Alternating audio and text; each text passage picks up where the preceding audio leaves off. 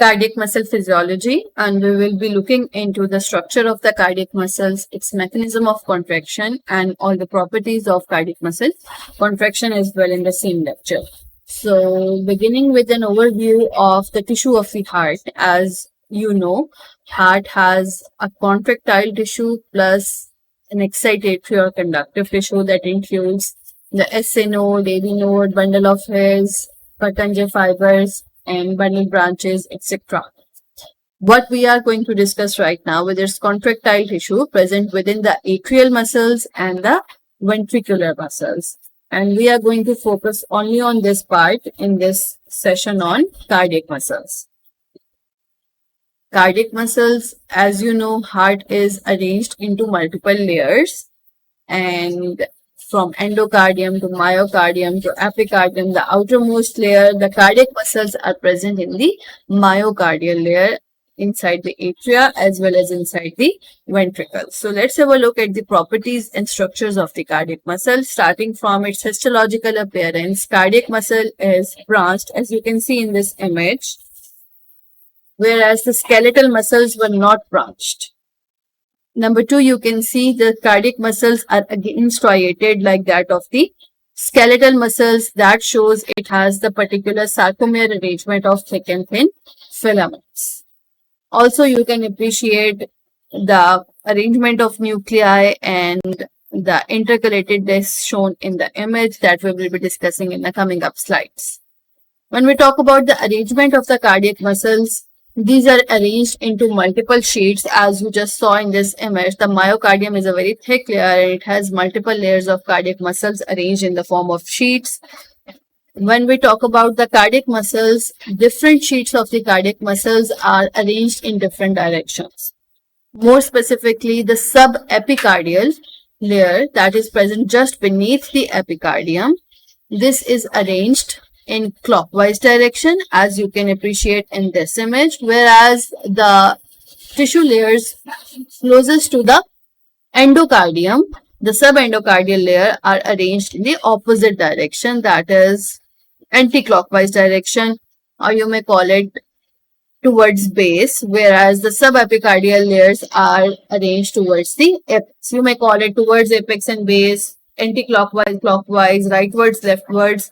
Whatever the nomenclature you use, the layers are arranged opposite to each other. So what is the significance of this? Whenever the cardiac muscles contract as a unit, one sheet of cardiac muscle present outside is contracting like this towards the apex, from base to the apex, and other one is contracting and moving the cardiac tissue in the opposite direction. This just helps in bringing of the blood outside the ventricle into the aorta or pulmonary vessels. Like that, you wring the wet piece of cloth to rinse the water out of it. Similarly, the cardiac muscles are arranged in opposite direction so that when they contract as a unit, they move the cardiac tissue in opposite directions in different sheets and help in better wringing of the blood outside the ventricles. The cardiac muscles are arranged inside the atrium and ventricle to form syncytium. So what is syncytium? Syncytium simply means a unit. All the cardiac muscles in the atria act as one syncytium, and in the ventricles act as another syncytium. Both syncytia have no communication with each other, but inside each syncytium, the cardiac cells are connected to each other via the gap junctions. Before moving on to the gap junctions, let's discuss what are the intercalated discs. As you can appreciate over here, these black lines, these are the intercalated discs.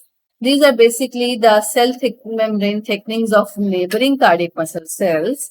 And the significance of intercalated discs is inside the intercalated discs are the cellular junctions, which are of significant importance. For example, one of the most important one is the gap junctions. As you can appreciate over here as well, inside the intercalated disc, there is gap junction, which is helping in communication between one cell to another cell. It helps in movement of the ions, electrolytes, action potential, and other chemical messenger. So action potential is spread from one cardiac muscle cell to the other cardiac muscle cell with the help of these gap junctions. Whereas the second important cellular junction that you can appreciate over here are the desmosomes, and desmosomes, as you know, are the adhering junctions, so they help in attachment of the cardiac muscle cells to each other. The atrial and ventricular syncytia, as I earlier said, are having no communication between each other. There is no gap junction between atrial or ventricular muscle. Rather, they are separated by the fibrous tissue, and whenever there needs to be an action potential conduction from atrial to ventricular syncytium, the conductive tissue has to play the role from SA node to AV node, and then the penetrating portion of AV node and the bundle branches. This is the conductive tissue which will move the action potential from atrial to ventricular syncytia. Otherwise, these are not communicating with each other with the help of the gap junctions. The cardiac tissue also has some important endocrinal role, particularly the secretion of atrial and brain natriuretic peptide. Basically, these are natriuretic chemical messenger. What does that mean? Uretic means increased production of urine, and natriuretic means with the salts. Diuretic is increased urine, and natriuretic is increased urine production with the salts. The atrial and brain natriuretic peptide are produced from the cardiac tissue whenever there is volume overload. So it is an indicator of volume overload. For example, cardiac failure, there is volume overload, and the heart tissue will start secreting atrial and brain natriuretic peptide, and these can be used as prognostic markers for the cardiac failure as well. And also they help in relief of the volume overload while acting on the kidney tubules and increasing the urine formation to overcome this volume overload. If we talk about the sources of energy for the cardiac muscle, this is mostly relying on the aerobic metabolism, and there is a very small creatinine phosphate pool which was abundant in the skeletal muscles, absent in the smooth muscles, and a little bit present in the cardiac muscle. Aerobic metabolism is majorly of fats and only a little capacity to aerobically metabolize glucose or lactate, that is the carbohydrates. Like that of the skeletal muscles, cardiac muscles are also capable of being hypertrophied. The hypertrophy in cardiac muscle is of two types, concentric or eccentric hypertrophy, which is respectively seen in case of pressure or volume overload, that you would be discussing when you are discussing your cardiovascular module and the pathologies related to it.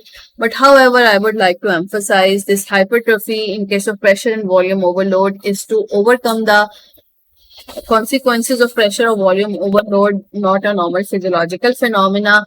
And here you can appreciate the difference between concentric and eccentric hypertrophy. In the concentric hypertrophy, you can see the lumen of the ventricle is ultimately decreased by the thickening of the cardiac myocytes. Whereas in case of eccentric left ventricular hypertrophy, you can see the overall lumen and the diameter of the ventricle has increased when compared with the normal.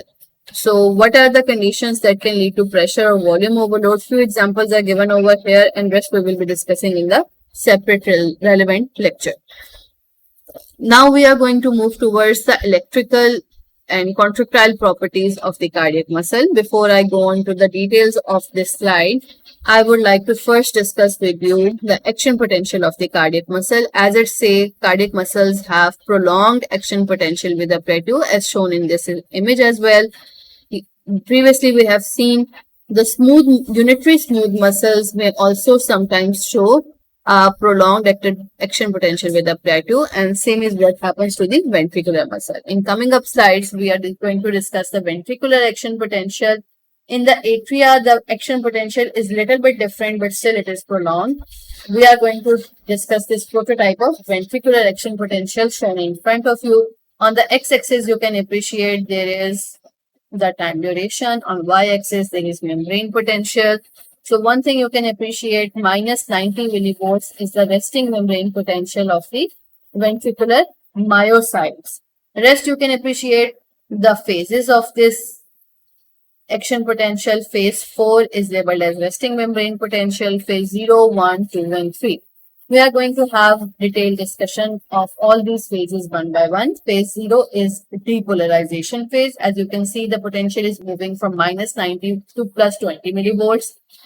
Phase 1 there is little bit of repolarization and we call it initial repolarization. Phase 2, there is no change in the potential for a while and we call this the plateau phase, after which there is rapid repolarization and we also call it delayed repolarization, and this is followed by the resting membrane potential, which is the phase 4. These phases are numbered differently as compared to the neuronal action potential, in which there was no plateau, just depolarization, repolarization, and hyperpolarization. So we are next going to discuss the ionic basis of these phases of the cardiac action potential. Let's begin with the depolarization phase, and this is because of rapid influx of the sodium, as that happened in the neuronal action potential. Cardiac muscle ventricular action potential is also because of influx of the sodium from the fast voltage gated sodium channels. As soon as they open up, there is large influx of the sodium and rapid depolarization, as you can see in the phase 0 over here. Next comes a phase of initial repolarization. Normally, at resting membrane potential, cell is more negative inside and there is positivity outside. Whenever there is depolarization, there is increased positivity inside. This can happen by the influx of a cation, which in this case is sodium ions. Now we are going to repolarization. So there are two options, either a anion moves inside or a cation moves outside. In case of cardiac muscles and mostly action potential, the repolarization is because of efflux of a cation, which is mostly potassium. So again, this is what is happening in the initial repolarization phase. The fast sodium influx is now decreasing and almost diminished, whereas the potassium efflux has started via the fast potassium channels. We call these fast potassium channels because they open quickly after the depolarization, leading to this initial repolarization phase. They are quick to open and quick to close. That is why they cannot complete the repolarization, but just a bit of the repolarization to about 0 to 10 millivolts. What happens later on is the potential is staying constant, not depolarizing, not repolarizing, and this is because of sustained influx and efflux of a cation. One cation is coming inside, which is calcium, plus one cation is leaving outside, which is potassium. Now potassium is still being influxed, but at a slower speed. These channels are now tending to close, and the magnitude of this efflux is counterbalanced by influx of the calcium channels. These are slow calcium channels, did not open up for the depolarization, but they opened up after their initial repolarization. So they are counterbalancing each other, as many cations entering inside, as many cations leaving outside, so the potential stays constant for a while. This is called as plateau phase. This is followed by closure of the calcium channels and opening of another variety of potassium channels that we call slow potassium channels. As these potassium channels open up, there is rapid efflux of the potassium. As massive potassium leaves outside, inside again starts becoming negative, and we call it the phase of repolarization or the phase 3.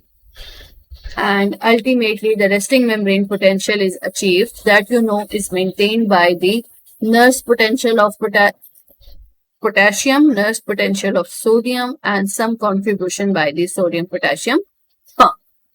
So this is all about the phases of the ventricular action potential. I would like to emphasize over here, all these channels involved in phase 0, 1, 2, and 3 are voltage gated channels. May it be sodium channel, potassium channel, or calcium channel. However, those involved in the resting membrane potential are the leaky channels of sodium and potassium. Number 2, I would like to emphasize that the potassium channels opening in the initial repolarization phase are different from the potassium channels opening in the delayed repolarization phase, labeled as fast potassium and slow potassium or ordinary voltage gated potassium channels. Plus, all the channels involved in phase 0 to phase 3, may it be sodium, calcium, or potassium, are the voltage gated channels. So that's all about the phasic description and ionic potential of the ventricular action potential. Whenever you are asked about the ventricular action potential or any action potential, do not forget to mention the potential changes that are happening, the ions which are involved, influx or efflux involved, and the channel which is opening or closing. Only then your comprehension would be complete. So now that you have seen the ventricular action potential, I would suggest you to self-assess yourself and tabulate some differences between the cardiac and the ventricular muscle action potential.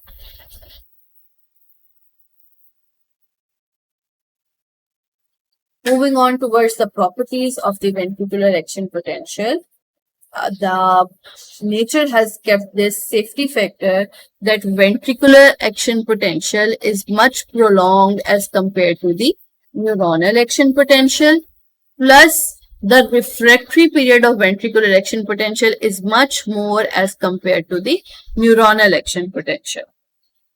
Now, if you recall, what is refractory period? Refractory period is that part of the action potential during which no other stimulus can lead to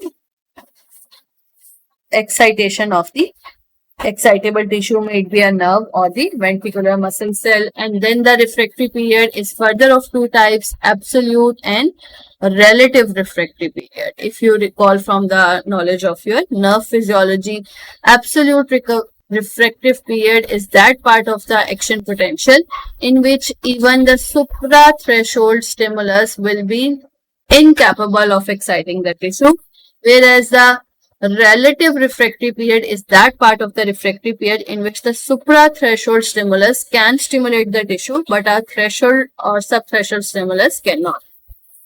So the ventricular action potential, it has a large refractory period from depolarization to almost this part of the repolarization until 2/3 of the delayed repolarization has been completed.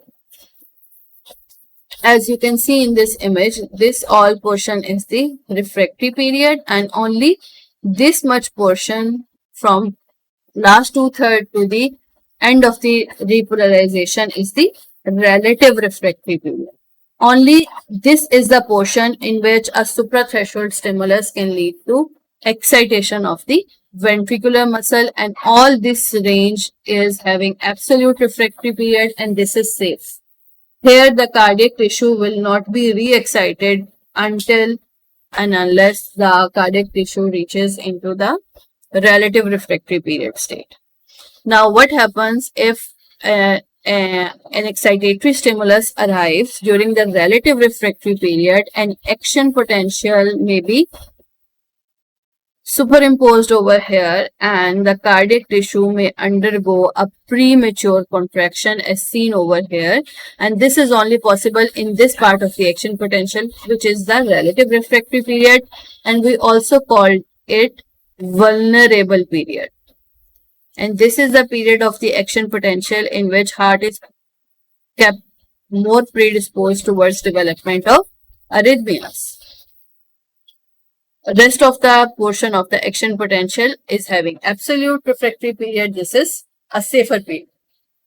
And the drawback of the early premature contraction, as you can see over here, the heart did not get enough time to have the venous returns, so the force of contraction was relatively less, and this can be detrimental. So let me quickly wrap up this concept for you. A refractory period in which the most of the action potential of heart is in the absolute refractory period. Only this portion from the end of the delayed repolarization is relative refractory period. This is the vulnerable period. Here an ectopic beat can superimpose and a premature contraction can be seen in the heart. The durations of absolute refractory period and relative refractory period of ventricular muscles are shown in front of you. which is much more as compared to the neuronal refractory period. So let's have a review of this slide now.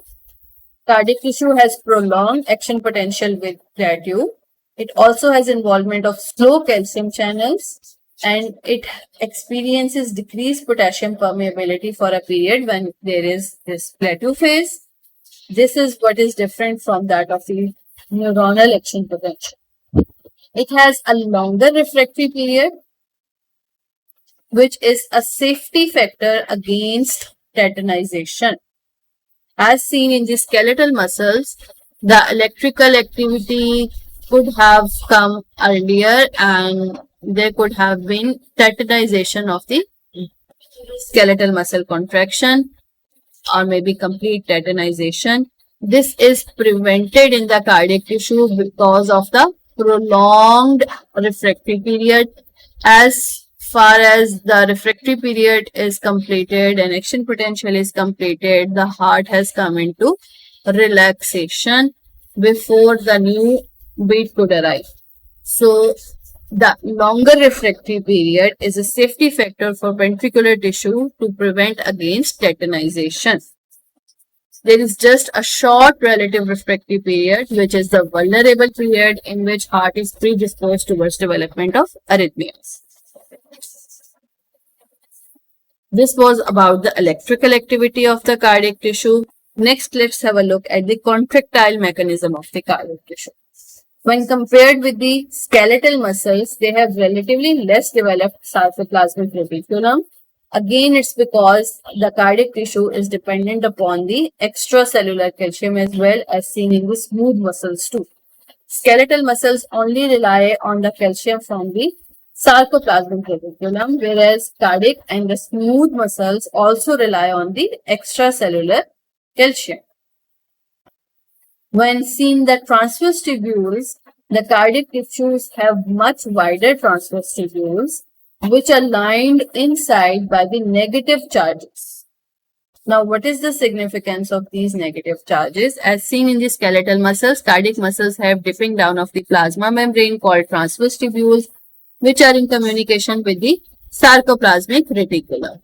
Now, these are lined inside by the negative charges, which helps in creating a pool of calcium ions inside the transverse tubules. As soon as there is depolarization, this calcium can enter inside the cytoplasm of the cardiac muscle. So, this is helping in providing a good large pool of extracellular calcium inside the transverse tubules. Also, these transverse tubules are making communication with the sarcoplasmic reticulum, but little bit differently from the skeletal muscles, in which transverse tubules were having a triad configuration with the lateral sex of the sarcoplasmic reticulum. However, in case of the cardiac muscle, this arrangement is in the form of the dyads. One transverse tubules with one side of lateral sex rather than on both sides. Plus, the location of the transverse tubules in the cardiac muscle is at the level of Z disc, whereas it was at the level of AI junction in case of the skeletal muscles.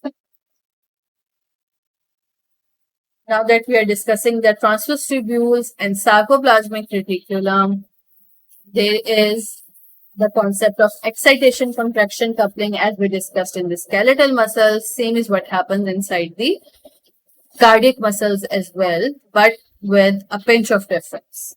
So let's have a look at the excitation contraction coupling of the cardiac muscles. Here you can see this is the action potential on the cardiac muscle membrane. It is traveling downwards through the transverse tubules. As it travels down, it activates the L-type calcium channels, which are called as dihydropyridine channels in the skeletal muscles too. There is one difference in comparison with the skeletal muscles, where dihydropyridine receptors had mechanically communicated to the ryanodine receptor channels in the skeletal muscles. In cardiac muscles, this communication is chemical communication rather than mechanical communication. What happens as soon as these L-type calcium channels are activated, they open up and they lead to an influx of extracellular calcium. As this calcium enters inside the cytoplasm, it attacks to the ryanodine receptor channels on the sarcoplasmic reticulum and chemically helps in opening this channel. Ryanodine receptor channels are ligand-gated channels. As soon as the calcium binds to this channel, this ryanodine receptor channel opens up and leads to a calcium efflux from the cytoplasmic reticulum. So the calcium is now coming from both the sources, extracellular fluid and the sarcoplasmic reticulum. This mechanism is also known as calcium-induced calcium release, as calcium came in to open up the calcium channel. So we call it calcium-induced calcium release, or also we call it a calcium spark. As the calcium enters inside, it is going to bind to troponin C, which is going to displace tropomyosin, which is going to help in actin-myosin interaction, and cross-bridge cycling is going to start. And rest of the story is same as that of the skeletal muscles. Only the excitation contraction coupling was not mechanical but chemical over here, plus extracellular calcium was also entered in addition to the sarcoplasmic reticulum calcium. That is why cardiac muscles are highly affected by any change in the extracellular fluid calcium concentration. That is by hyper or hypocalcemia. When we talk about the relaxation of the cardiac muscle, this is going to require the absence of the action potential plus sending back of the calcium to its original sources. One, it is going to get into the sarcoplasmic reticulum by simply calcium ATPase. We call it CICR2 in the cardiac muscles.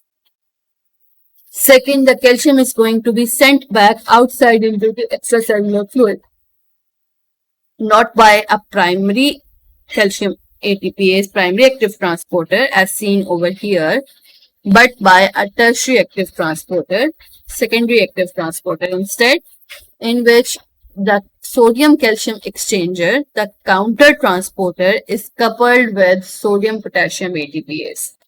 So this sodium potassium ATPase indirectly provides energy to the sodium calcium exchanger for the efflux of the calcium.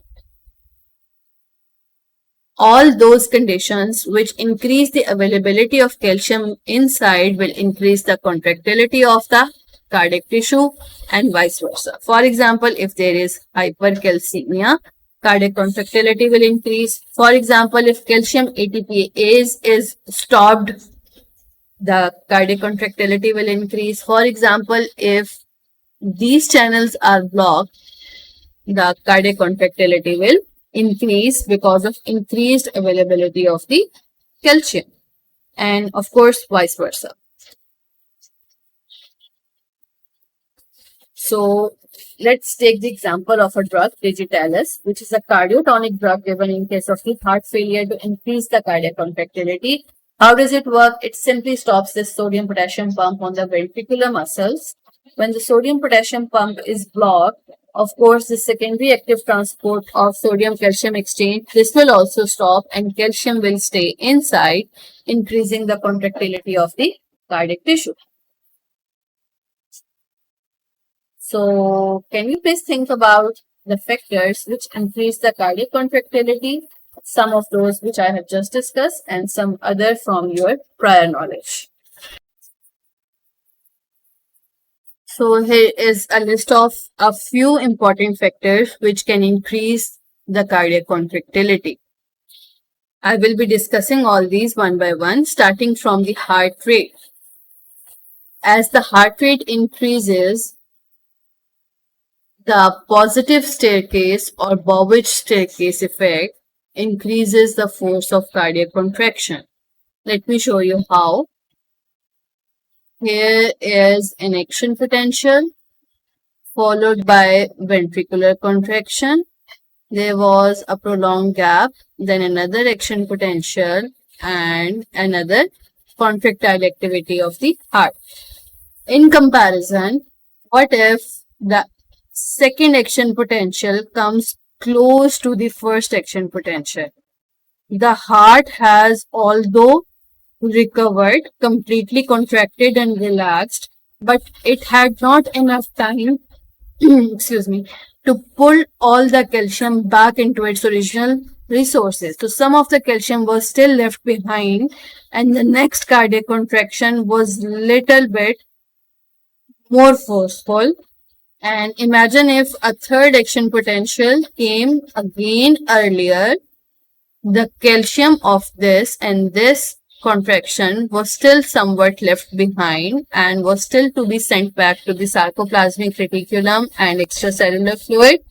And this time the force of contraction was even higher, then even higher, till it will reach a plateau. And we call it a positive staircase effect or a Bowditch effect.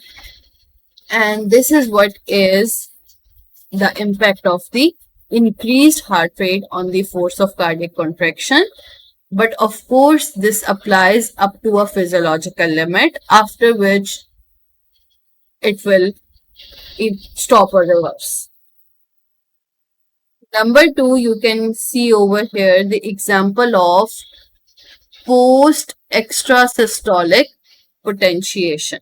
So there was an electrical activity and there was systole, and then another heartbeat, and there was an other systole and diastole, a cardiac contraction.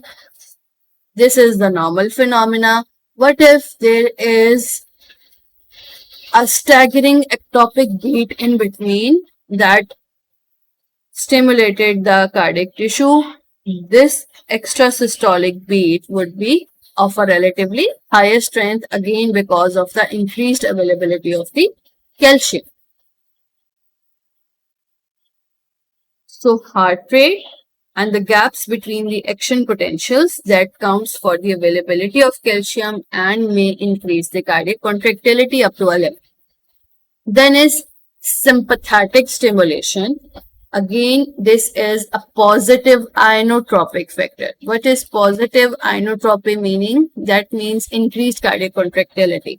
So sympathetic stimulation, catecholamines, beta agonists, they increase the cardiac contractility. And how do they do that? They do the phosphorylation of sarcolemmal calcium channels, which leads to more release of the calcium. And some of the catecholamines also impact relaxation by inhibiting calcium ATPase. Anyways, the contractility is directly increased by increased release of the calcium by the sympathetic stimulation and catecholamines. Impact of low or high sodium in the extracellular and intracellular fluid. So let's recall, there was sodium potassium ATPase sending sodium outside and potassium inside, and this was providing energy to the sodium calcium exchanger. If there is low sodium concentration outside, that is hyponatremia in the extracellular fluid, this will decrease the activity of the sodium potassium pump. So this will decrease the activity of sodium calcium exchanger, increasing the availability of calcium inside the cardiac myocytes. Then there are cardiac glycosides. We took the example of Digitalis, that is a cardiac glycoside that simply inhibits the sodium potassium pumps and increases cardiac contractility. Stretch by Frank Starling mechanism. This is what we are going to discuss in detail in the coming up slides. Health of the cardiac myocytes, of course, it matters. With age, the health decreases and contractility decreases. Young adults have a higher contractility. Males have more cardiac contractility as compared to females' force of contraction because of the presence of the anabolic hormones like testosterone. Other than that, there are hormones that can increase cardiac contractility, including thyroid hormones. There is impact of high body temperature, methylxanthine compounds, for example, found in tea and coffee, decreased afterload, and this is again a concept that we are going to discuss in the coming up slides. In comparison, the negative inotropic factors are those which are going to decrease the cardiac contractility. For example, parasympathetic stimulation, that will decrease the availability of calcium. Hypercapnia, hypoxia, acidosis, these are the factors which will reduce the rate of metabolism. Increased carbon dioxide, decreased oxygen, and increased hydrogen ions. Decreased metabolism will lead to decreased cardiac contractility. Some drugs which impact hypocalcemia, of course, will decrease the cardiac contractility, and cardiac failure will have decreased strength of the cardiac muscle, so decreased force of contraction because of the diseased cardiac myocytes. So these are just a few factors. There are, of course, many more which can impact the cardiac contractility. Now, moving on towards the other properties of cardiac muscle contraction. The Frank-Starling mechanism, preload, afterload, sarcomere length, and velocity of contraction. These are all covered under the concept of the length-tension relationship as we discussed for the skeletal muscle. Let's discuss it for the cardiac muscles right now. Again, you can see this is not a straight line phenomena. It's not like the more the cardiac muscle length, the more the force of contraction. Rather, it's a slope, reaches a peak, and then it declines again. So here is the length of the cardiac ventricular tissue at which the force of cardiac contraction is maximum. Before that, let's have a look at the x and the y-axis. X-axis is showing the end diastolic volume.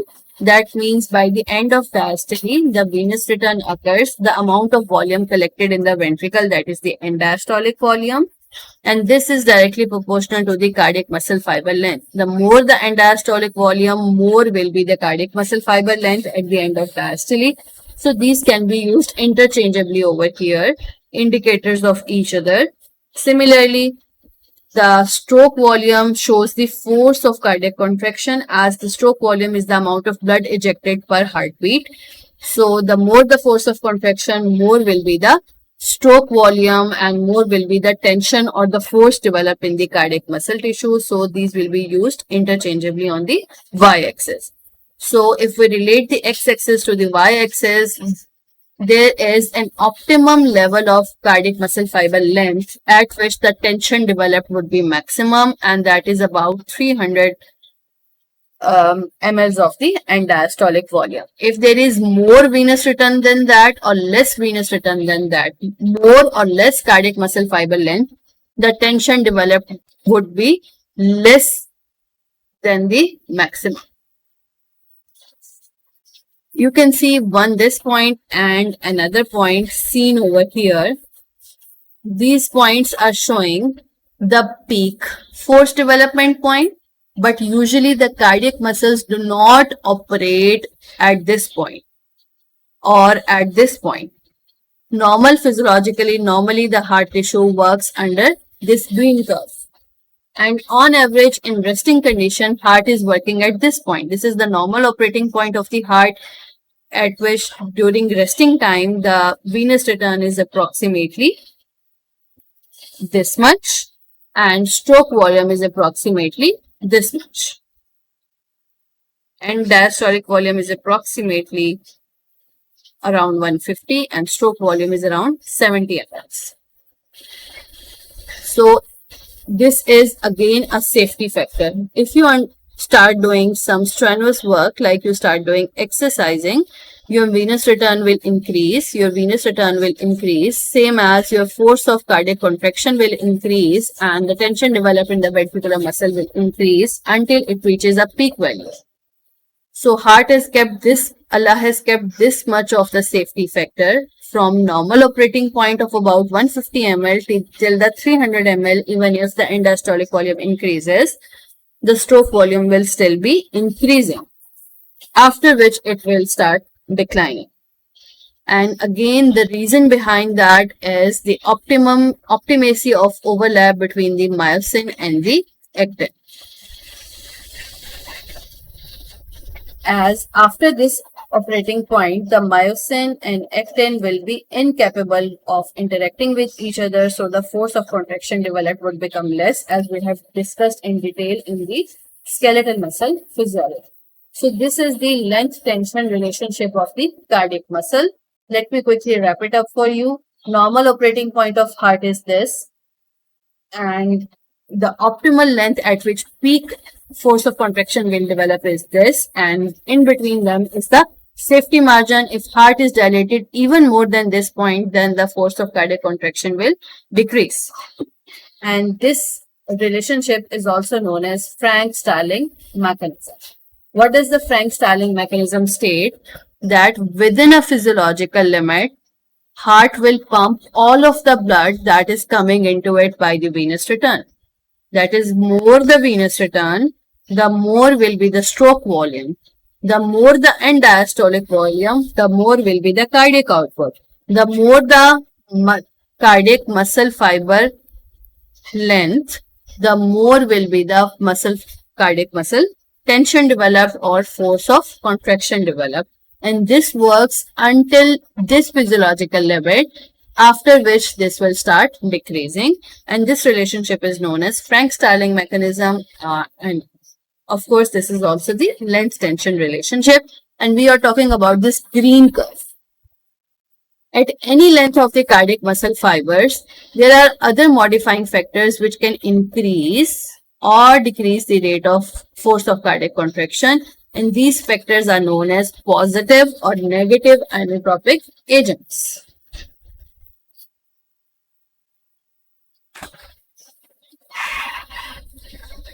This is a summary slide from Genome, which is again showing the agents doing positive or negative inotropy. For example, Digitalis is a positive inotropic agent.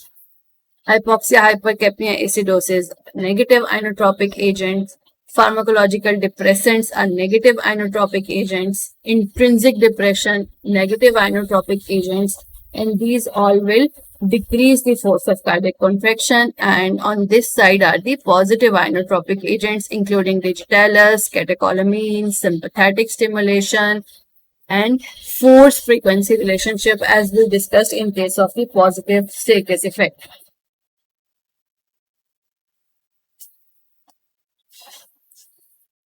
So, cardiac contractibility, we have discussed the sarcoplasmic reticulum, we have discussed the transverse tubules, and we have seen the intrinsic ability to develop force at a given length, that is the length tension relationship, which can be further modified by the positive and the negative inotropic agents as well.